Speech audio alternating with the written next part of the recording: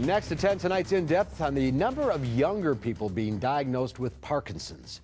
Since the high-profile diagnosis of actor Michael J. Fox in 1991 at age 30, Parkinson's has become well known as a growing and even somewhat common disease. News 3's Jessica Arp tells us tonight why the disease is not one confined to just the aging anymore. Jessica? Well, Mark, when someone younger than 40 is diagnosed, it's considered young onset Parkinson's disease. The brain degeneration that causes rigidity and tremors can be even more challenging mentally for a younger patient. But as the disease becomes more common, some are taking it in stride.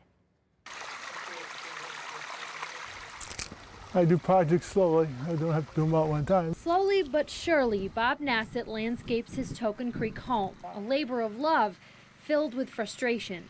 My mind, I can tell what I want to do, but my hands won't do it sometimes, most of the time. His hands have been made unsteady by Parkinson's. That's what's probably the most frustrating. Fine motor skills. Nassett was diagnosed 10 years ago at the age of 37 after watching his father die of Parkinson's. When he got the disease, he was stiff and slowness of movement, like turning a screwdriver or something like that. I could tell that that would become more and more difficult for me. And stiff and getting out of chairs. That's when I started to realize that that was probably what I had. Nassett's brother was diagnosed just a year later. They're both one of a growing number being diagnosed at what seems like younger and younger ages. I think we're seeing more because we're much aware of the disorder.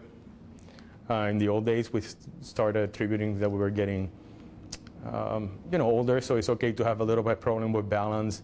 It's okay to be slow. It's a little bit okay to be hunched. But nowadays, we realize that this is so different manifestations. Dr. Efrain Perez says stiffness or weakness in limbs can be the first signs of brain function failing. And then the major effort, especially in younger patients, is to manage the symptoms because they can only be controlled for 25 to 30 years. The whole idea is maintaining the patient able to function.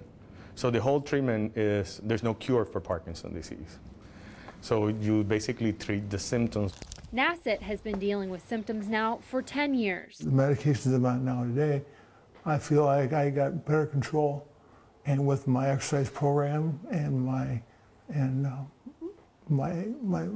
desire to fight it as long as I can, I think I got better control today than I had before. And that control is proving even unsteady hands can make beautiful work. I think it's an opportunity for me to become a better person.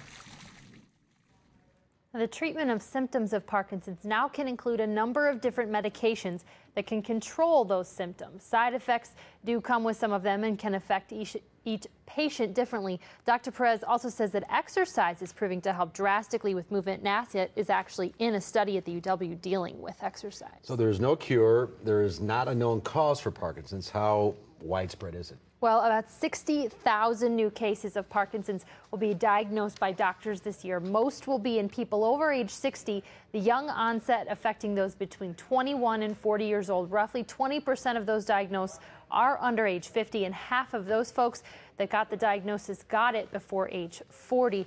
Nassett says he's focusing on supporting his family, of course, trying to find a cure for the disease. And as you can see there, he just has a fantastic attitude about all of this. He says he sees the glass is half full. He says partly because of the shakes, but partly because he isn't an optimist. Yeah, you got to keep your sense of humor up too as well. That's absolutely right. All right, Jess, thanks for that report. Interesting stuff.